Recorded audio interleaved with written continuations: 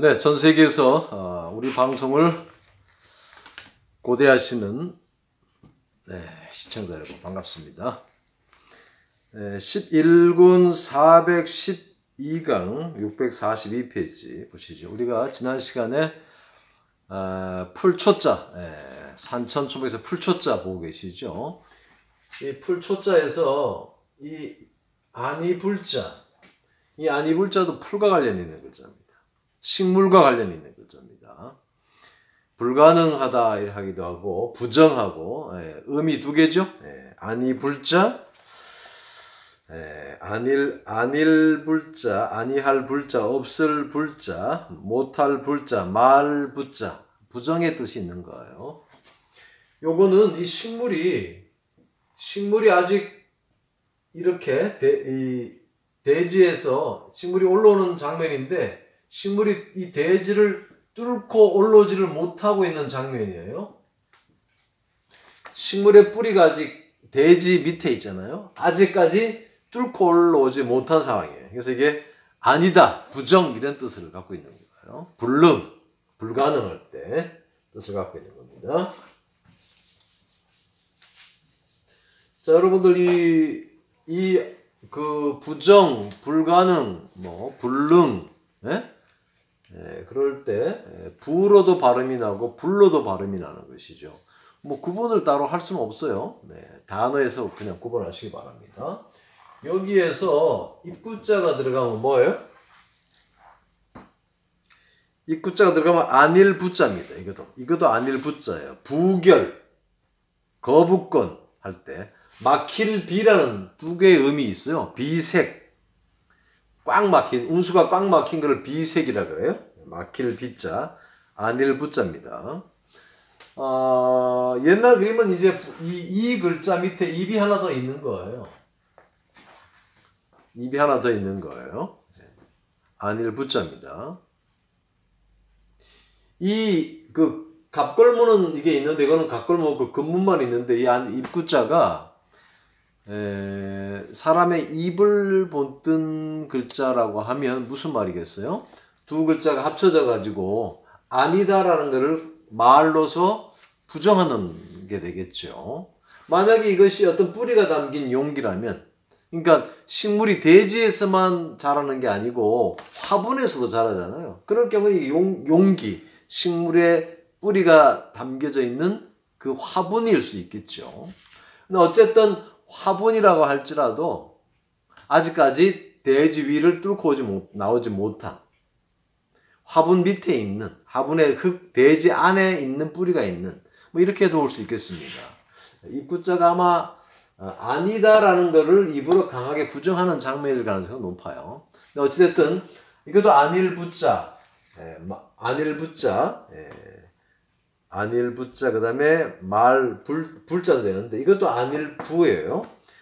쓰임새는 좀 다르다 그랬죠? 부결하다 할 때, 거부권 하다 할 때, 그 다음에 비색할 때 사용됩니다. 여기에 한일자가 들어가면 클 비 그럽니다. 우리가 언제 쓰냐? 비운이라 쓰죠. 비운할 때. 비운의 배우, 비운의 천재, 이럴 때 씁니까? 이게 지금 제가 이 화면에서 이렇게 가까이 가면 좀 밝아졌다가 좀 어두워졌다가 이런 현상이 나타나요. 제가 조작하는 게 아닌데 얼굴이 가까워지면 어떻게 하여튼 이 휴대폰을 좀 바꿔보겠습니다. 좀 이 화면이 어두워졌다가 밝아졌다는 요 현상을 좀 없애달라고 하는 그 요청이 있었는데 저도 그 요청 있기 전에도 어떻게 해야 되나 사실은 좀 생각을 하고 있는데 제가 뚜렷하게 해결책을 몰라가지고 그래서 늘 이 밤에 찍다가 오늘은 좀 약간 밝은 낮에 한번 찍어보고 있습니다. 요것은 이렇게 쉽게 말하면 이 두 개를 그려 놓은 거예요. 안일불자 두 개를 해 놓은 거예요. 그 강조죠. 그러니까 이 뿌리가 대지를 뚫고 나오지 못한 그 식물의 뿌리 두 개를 그려 놓은 거예요. 강조예요. 강조. 클 비자입니다. 클 비인데 마찬가지죠. 두 개가 있어 봐야 다 못 뚫고 올라온 거예요. 그러니까 강조된 거죠. 비운이란 건 뭡니까? 막힌 운수잖아요. 하나만 막히는 게 아니라 모든 것이 다 현재 막혀 있는 상황이다. 클 비자입니다만 크다라는 뜻보다는 비운이라는 단어에서 볼 수 있듯이 막혀 있다 이런 뜻이 있는 거예요. 막힐 비라고 보셔도 되겠죠. 여기에서 이 글자에서 이제 다롤자가 들어가면 아이벨, 아기벨, 배자, 아이배자입니다. 배아 그러죠. 이것 자체가 아직 뚫고 나오지 못한 것을 강조한 거라면 이게 배아라는 것은 아기를 베고 있다는 것은 어머니 뱃속에서 아직 안 태어난 아기가 되겠죠. 그래서 아기벨 배, 아이배 그럽니다. 배아 그러죠. 발음교로 써가지고 말입니다. 그릇 집어넣은 글자와 나무를 집어넣은 글자가 두 개 있어요. 잔배자입니다. 발음교입니다. 건배, 잔배자예요. 요거는 이제 이 청동기로 만든 어떤 잔일 수 있는 거고, 요거는 목기, 나무로 깎아 만든 잔일 수 있는 것이겠죠. 잔배입니다. 요 글자가 더 많이 사용됩니다. 요거는 3급 이하고, 요거는 상용자이긴 하지만 1급 이상에 되는 글자입니다. 잔배자입니다. 요거는 아직까지 이 대지를 뚫고 나오지 못한 거라고 그랬잖아요. 자, 그런데 대지를 뚫고 나온 글자가 두 개 있어요. 우리가 지난 시간에 했던 세상 세자와 날 생자와 그 다음에 요거는 지난 시간에 했었죠. 요거는 나무에 그 움이 트는 모습이라고 하면 요 생자는 식물이 대지를 뚫고 올라온 식물이에요. 대지를 뚫고 올라온 식물이 날 생자입니다. 다음 시간에 하겠습니다. 그 다음에 봄춘자가 있는데 이 봄춘자는 대지를 뚫고 올라온 대지를 뚫고 올라온 모습이에요. 해가 언제가 이 대지를 뚫고 올라옵니까? 식물들이 대지를 뚫고 올라오는 그 계절, 해가 강해지는 계절, 그렇죠? 대지를 뚫고 온 식물과 해를 강조한 글자예요. 봄이라는 것은 햇살이 강해지면서 강한 햇살로 인해서 이 대지 아래에 있던 식물들이 전부 다 올라오는 계절. 그래서 이게 봄춘자가 되었습니다. 봄춘자는 옛날 그림 보면 그런 글자입니다. 이 봄춘자에서 바로 기억 만들어 놓은 글자에서 나무목을 집어넣으면은 이것이 참중나무 춘자인데 아버지 춘자가 있습니다. 참중나무 춘자인데 아버지 춘자로서요. 우리가 요즘 안 쓰는 말입니다만 옛날에 남의 아버지에 대한 존칭으로 춘부장 이런 말 썼죠. 춘부장. 2급 글자입니다. 이 급수라는 거 아주 웃기는 거예요. 안 쓰는 글자도 2급, 1급 이렇게 하면 좋은데 어떤 글자는 안 쓰면서도 좀 급수가 낮고 자주 쓰는 글자인데도 1급 되는 글자도 있고 막 그래요.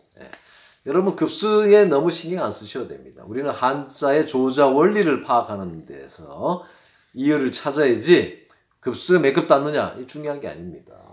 자, 이 안일부자는 대지를 아직 뚫고 나오지 못한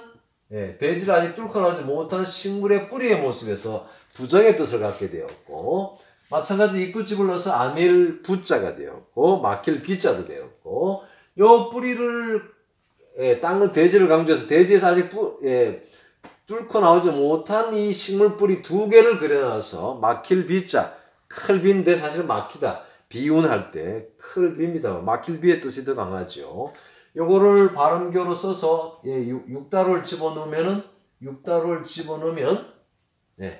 요게 아이배자, 아이벨 배자, 아기벨 배자입니다.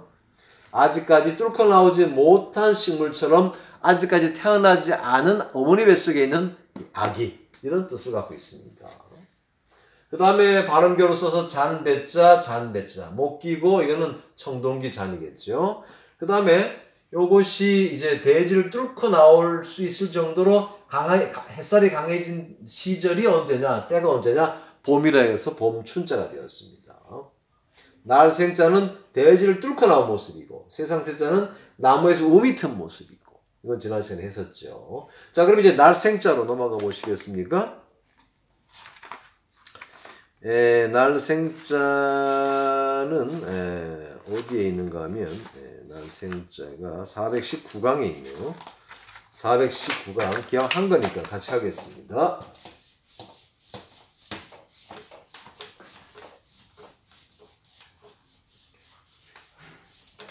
자, 이 안일부자와 반대되는 개념을 갖는 글자가 날생자죠. 날생자는 대지를 뚫고 나온 대지를 뚫고 나온 식물 한 포기의 모습이 날생자입니다. 자, 날생자는 그래서 뭐 생명 그러잖아요. 생명, 생사, 생존 할 때 날생자, 살생자, 또 서투를 지금 막 태어났으니까 서툴지 않겠습니까? 서투르다 이런 말도 있어요. 자, 그 다음에 자 그러면은 이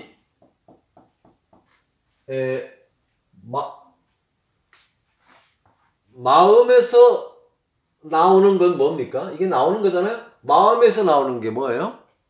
성품, 성자입니다. 성품이라는 것은 마음에서 나오는 거죠. 머리에서 나오는 게 아니에요, 성품은. 머리에서 성품이 나오는 건 그거는 이제 쇼하는 거죠. 자기가 착한 사람인 척, 선한 사람인 척, 의인인 척 하는 거고, 실제 그 사람은 내 성품은 마음에서 납니다. 겪어봐야 알겠죠. 자, 어느 여자에게서 나왔느냐? 이것이 성시성자입니다. 성성자입니다. 어느 여자에게서 나왔느냐? 성시성자입니다. 그 다음에 밤에 나오는 해가 뭐예요? 별이죠. 밤에 나오는 해가 별입니다. 즉 밤에 밝게 만드는, 해처럼 밝게 만드는, 밤을 밝게 만드는 것은 바로 별성자입니다. 이 별성자가 재밌는 글자예요. 별성자에다가 이 술류자가 들어가면 뭐예요? 별성자에다 술류자가 들어가면 뭐예요? 술 취한 사람이 이 별이 떴다는 것은 한밤중이나 새벽이죠. 이 술 취한 사람이 이 글자 보면 옛날에도 술 취해가지고 대로에 뻗어서 자는 사람들이 많았던 것 같아요. 이 술 취한 사람이 대로에서 밤에 막 이렇게 대로 술 취해가지고 그냥 아무 데 막 자다가 새벽에 별이 뜨면서 새벽에 추워지잖아요. 그러면 어떻게 돼요? 깨야 되겠죠. 깰 성자입니다. 성찰, 반성, 각성 할 때 쓰는 말이에요. 잠이 깰 성자, 술이 깰 성자, 깨달을 성자. 정신이 번쩍 난 거예요. 네. 아시겠죠? 자, 그 다음에 요거 나을 산자입니다. 선비 언자잖아요. 이게 선비잖아요. 우리 부모님들은 자기가 애를 놓을 때 천치 바보를 놓는다 생각하는 게 아니에요. 다들 어떤 기대를 가지고 자식을 낳아요. 이 아이는 좀 더 특별한 아이, 그런 아이가 되길 바라죠. 선비는 그렇죠. 선비와 같은 잘 나가는 자녀를 놓기를 바랍니다. 그래서 그런 자녀를 생산하는 것이죠. 그래서 나을 산자입니다. 출산, 산고할 때 쓰는 거죠. 요거를 발음기어로 이용을 했는지 모르겠습니다만 언덕부가 들어가고 이게 들어가고 이게 보살할 때 살자입니다. 보살 살자입니다. 굳이 소설을 쓰자면 이 언덕에서 이 초원이 푸른 초원이 생겨난 거죠. 나을 산자입니다.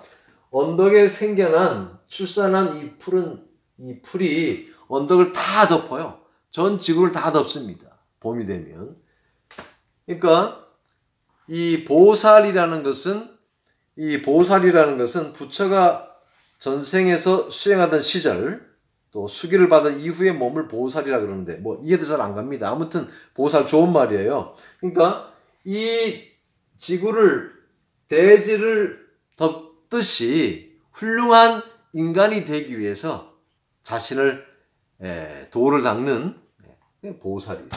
보살 살자입니다. 발음계로 써서 소우자가 들어가면 희생생자입니다. 소를 희생제물로 살아있는 소를 희생제물로 바치는 것이죠. 희생생자입니다.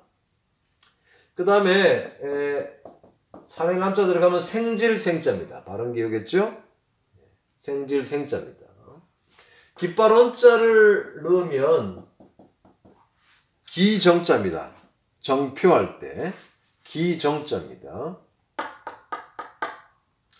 기 2급 글자입니다. 여러분들 이 교재 보시면 빨간색은 1급이고 파란색은 2급이고 검정색은 3급 이하입니다. 그리고 보라색은 1급 이상 되는 글자들입니다. 자, 기정자고요. 그 다음에 생황생자 1급이 넘어가죠. 대죽자 들어가고 생황 금생할 때 생황생자입니다. 아끼죠? 대죽자가 의미요소입니다. 자, 안이불자 안일부자와 날생자는 딱 정반대의 글자다 생각하시면 되죠. 요건 아직 대지를 뚫고 나오지 못한 식물의 뿌리가 안일부자라고 하면은 날생자는 뚫고 올라온 한 폭이 식물의 모습에서 날생자가 되었습니다. 마음에서 생겨나는 것이 성품이고 어느 여자에서 태어나냐 그 성씨를 따지는 것이고 밤에 태어난 태양이 별성자고 술 처먹고 이 길바닥에 누워있다가 새벽 이슬에 추워서 잠이 깬 모습에서 깨달을 성자가 되었고 술이 깰 성자, 잠이 깰 성자가 되었고 선비와 같은 자식을 놓는다는 일념으로 자식을 놓기 때문에 낳을 산자가 되었고 보살 살자고 그 다음에 살아있는 소를 희생생자, 생질생자, 기정자, 생황생자가 되었습니다. 식물에서 산천초목 풀초자에서 파생된 글자라고 보시면 되겠죠. 다음 시간에 만나겠습니다.